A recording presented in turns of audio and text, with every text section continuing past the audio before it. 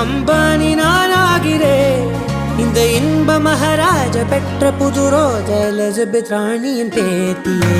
தாயே தாயே மகளன வந்தாய், தந்தை சிந்தை நலமுற வந்தாய்.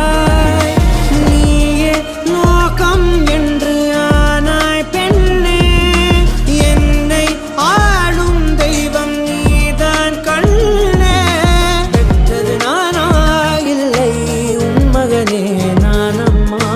தாயே தாயே மகளன வந்தாய்,